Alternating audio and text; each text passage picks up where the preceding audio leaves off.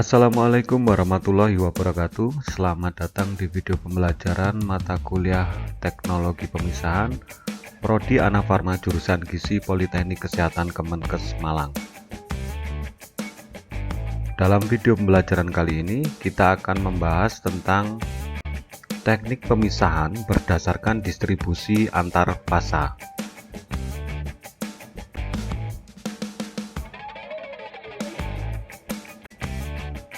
Salah satu teknik pemisahan adalah berdasarkan atas distribusi selektif analit atau pengganggu pada dua fasa yang tidak saling bercampur.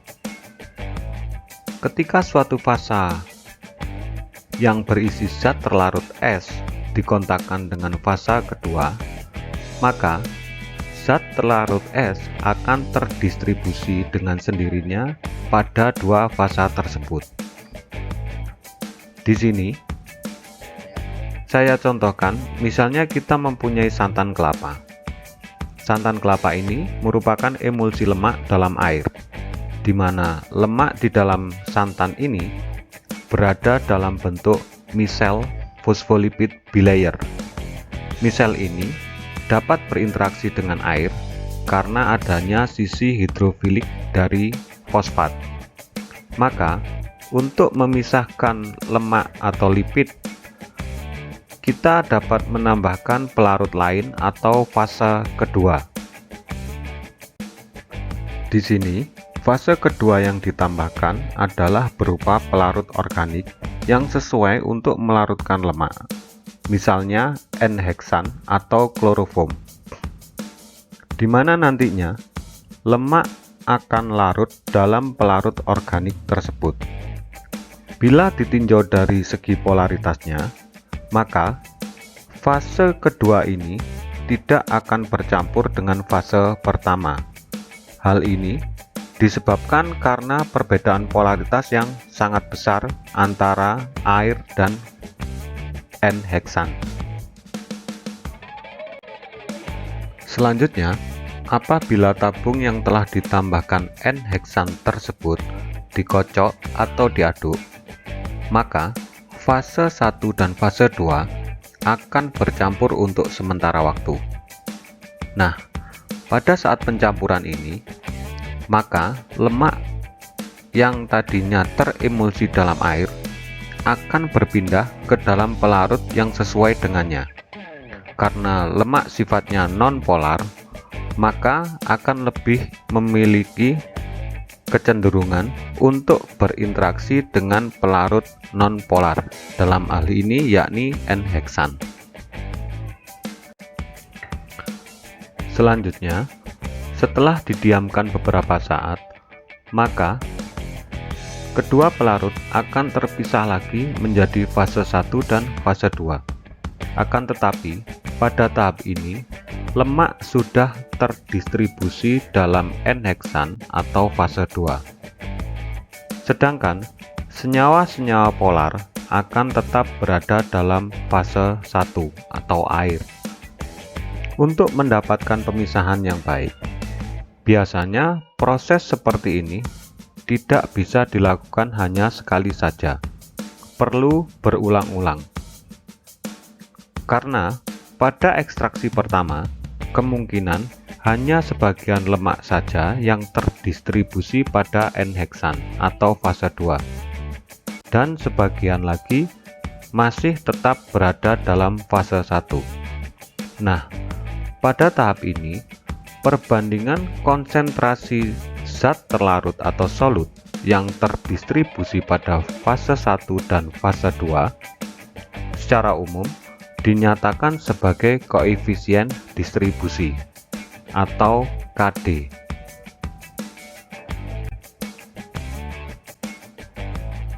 Di mana konsentrasi zat terlarut dalam tiap-tiap fasa dinyatakan dalam gram per liter.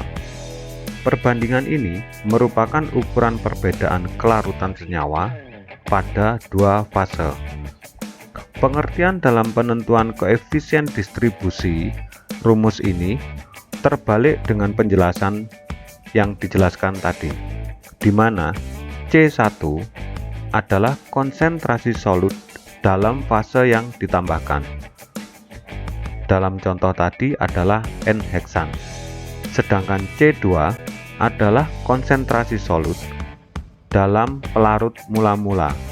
Dalam contoh yang dijelaskan tadi adalah air. Misalnya setelah ekstraksi pertama, konsentrasi lemak dalam fase 1 atau N-heksan adalah sebesar 0,5 gram per liter dan konsentrasi dalam fase 2 atau air adalah 0,4 gram per liter.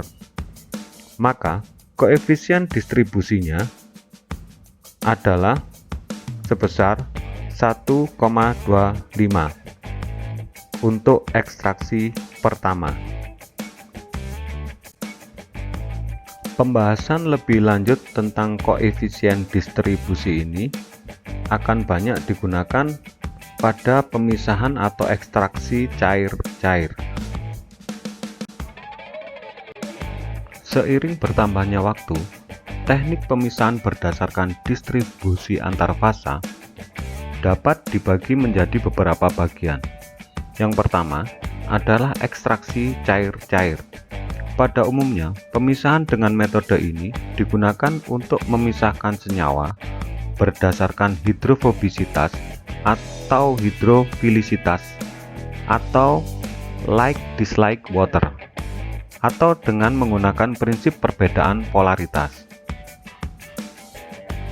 Contohnya adalah ekstraksi dengan menggunakan corong pemisah. Yang kedua adalah ekstraksi padat cair. Digunakan untuk memisahkan senyawa dalam suatu campuran. Dalam hal ini, campuran berupa padatan. Berdasarkan kelarutan senyawa tersebut dalam suatu pelarut. Contohnya ekstraksi dengan menggunakan soklet.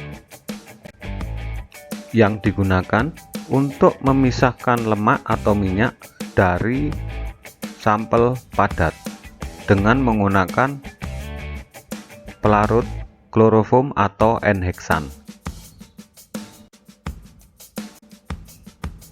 Berikutnya, pemisahan atau ekstraksi cair padat.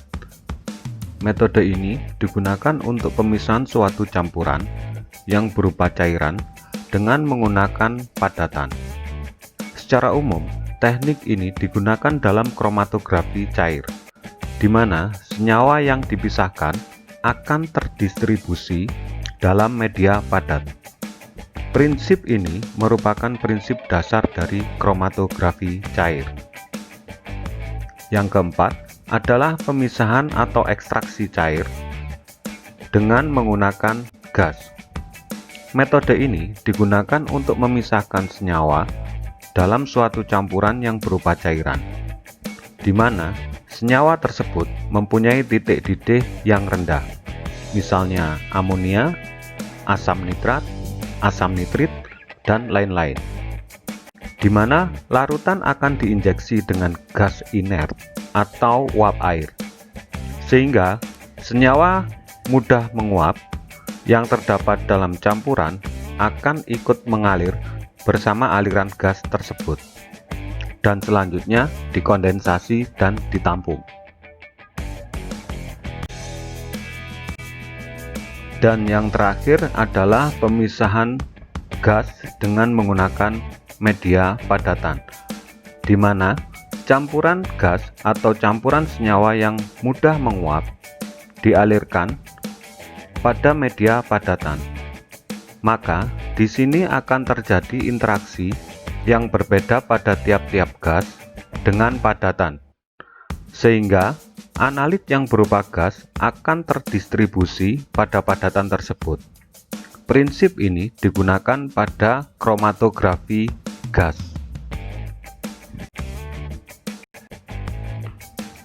Seperti yang disampaikan tadi, kromatografi merupakan teknik pemisahan campuran dengan menggunakan padatan sebagai media pemisah, di mana pada teknik ini pemisahan campuran didasarkan pada perbedaan distribusi molekul atau ion yang terdapat dalam campuran pada dua fase, yakni fase diam dan fase gerak.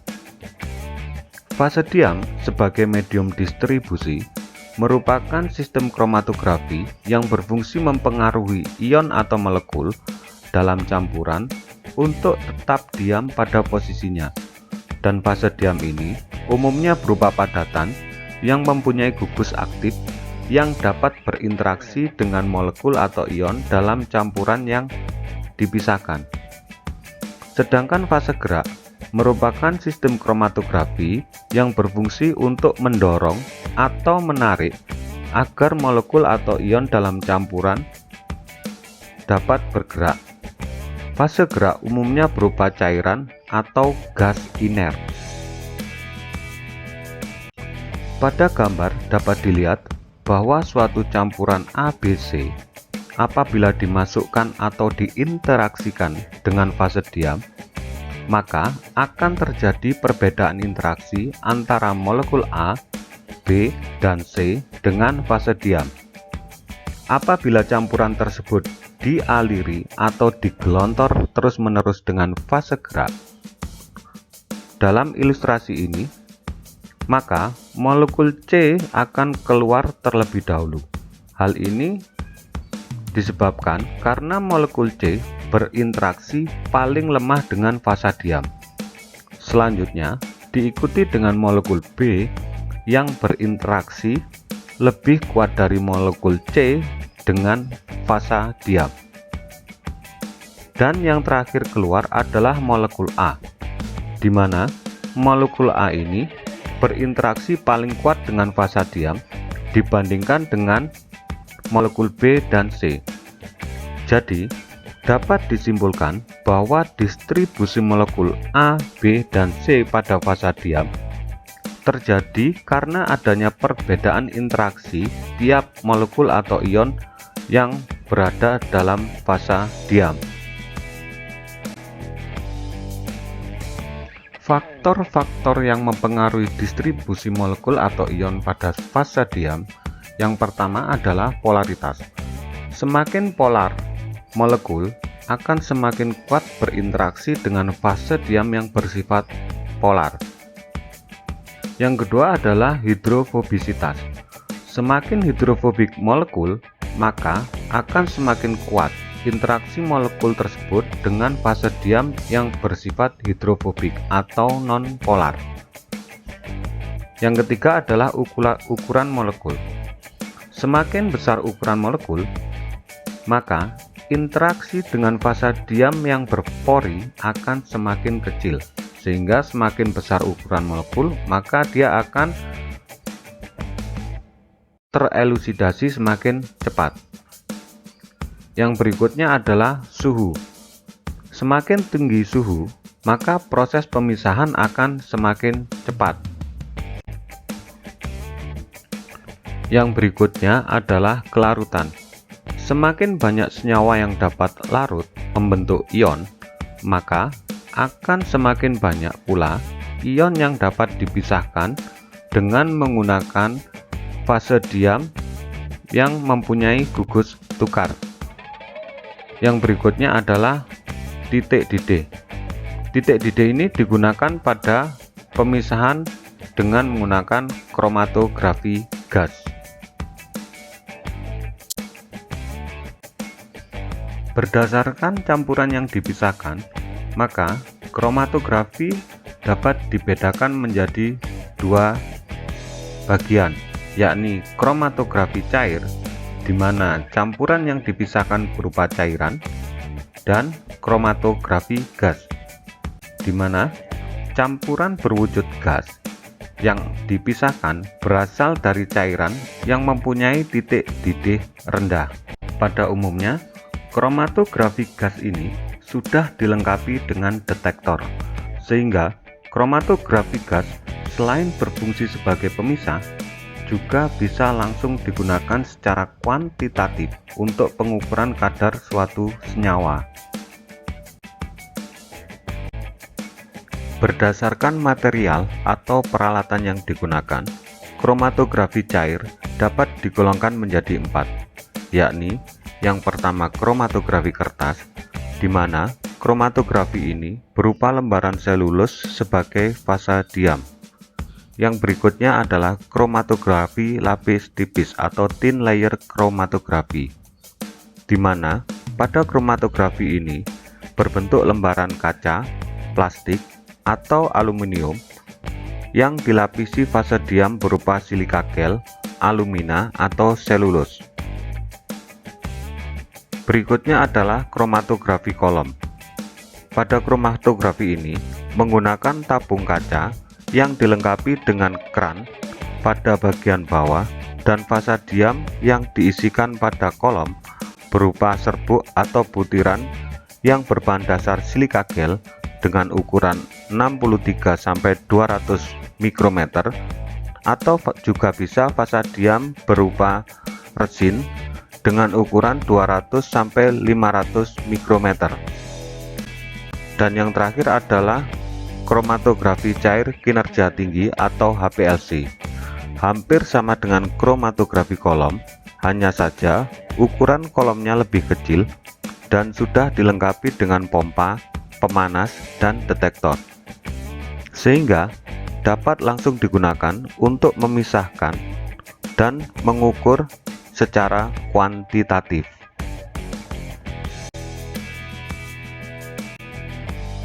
Berdasarkan prinsip pemisahannya, kromatografi cair dapat digolongkan menjadi 3, yakni yang pertama, kromatografi dengan asas adsorpsi, di mana interaksi antara fasa diam dengan molekul yang dipisahkan berdasarkan kekuatan penyerapan molekul pada fasa diam. Fasa diam dapat berupa padatan polar, non-polar, dan selulus. Yang kedua adalah kromatografi dengan asas penukar ion. Interaksi antara fasa diam dengan ion yang dipisahkan berdasarkan pada afinitas ion tersebut pada gugus aktif penukar ion. Pada kromatografi ini, fase diam berupa padatan resin dengan gugus aktif yang memiliki ion untuk dipertukarkan. Yang berikutnya adalah kromatografi dengan asas eksklusi. Pada kromatografi ini, interaksi antara fasa diam dengan molekul yang dipisahkan berdasarkan besar kecilnya ukuran molekul untuk terjerap pada permukaan fasa diam yang berpori. Fase diam berupa gel yang berpori. Cukup sekian dulu video pembelajaran tentang pemisahan berdasarkan distribusi antar fasa dan sekilas tentang kromatografi. Semoga bermanfaat dan dapat menambah wawasan Anda semua. Akhir kata, wabillahi taufik wal hidayah. Wassalamualaikum warahmatullahi wabarakatuh.